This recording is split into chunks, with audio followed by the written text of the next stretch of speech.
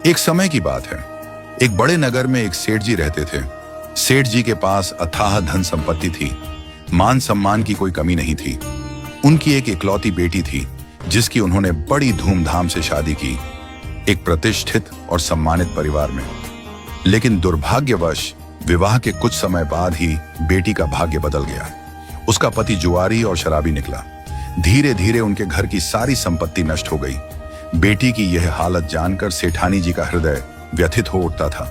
वो रोज सेठ जी से कहती, आप तो सैकड़ों लोगों की सहायता करते हैं, लेकिन अपनी बेटी की मदद क्यों नहीं करते? वह अपनी ही किस्मत से जूझ रही है। सेठ जी शांत भाव से उत्तर देते, जब उसके भाग्य का समय आएगा, मदद स्वयं चलकर उसके पास पहुंचेगी। एक दिन सेठ जी किसी कार्यवश नगर से बाहर गए हुए थे। उसी दिन संयोग से उनका दामाद उनके घर आ पहुंचा।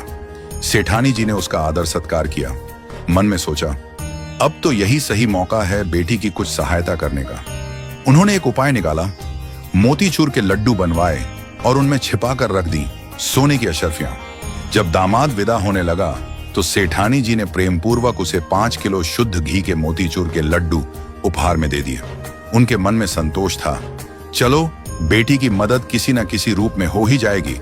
मगर दामाद लड्डू लेकर घर की ओर चला, पर रास्ते में सोचने लगा, इतने भारी लड्डू ढोने का क्या फायदा?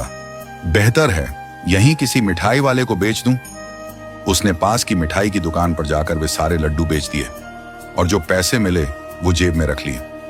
उधर सेठ जी उसी दिन लौट रहे थे।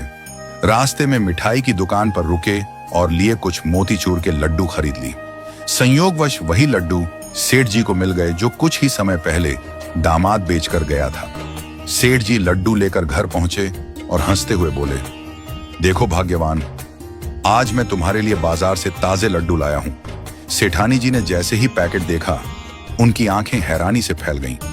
उन्होंने एक लड्डू तोड़कर देखा और भीतर से वही सोने की अशर्फियां निकली जो उन्होंने अपने दामाद के लिए रखी थी। वो माथा पकड़कर बैठ गईं। सेठ जी को रोते रोते सारा वृत्तांत सुनाया। सेठ जी मुस्कुराए और बोले, मैंने पहले ही कहा था भाग्यवान, जब उसके भाग्य का समय आएगा तो सहायता खुद चलकर उसके पास पहुंचेगी। देखो, न वो अशर्फियां उसके भाग्य में थीं और न ही मिठाई वाले के। इसलिए कहते हैं, भाग्य से ज्यादा और समय से पहले किसी को कुछ नहीं मिलता। इस कहानी से हमें क्या सीख मिलती है? जीवन में जो कुछ भी हमें मिलता है वह भाग्य और समय के अनुसार ही आता है। कभी कभी हम किसी की मदद करना चाहते हैं, लेकिन अगर उसका समय नहीं आया तो वह मदद उस तक नहीं पहुंचती। जैसे झूला जितना पीछे जाता है उतना ही आगे भी आता है, वैसे ही जीवन में दुख आता है तो सुख भी जरूर आता है।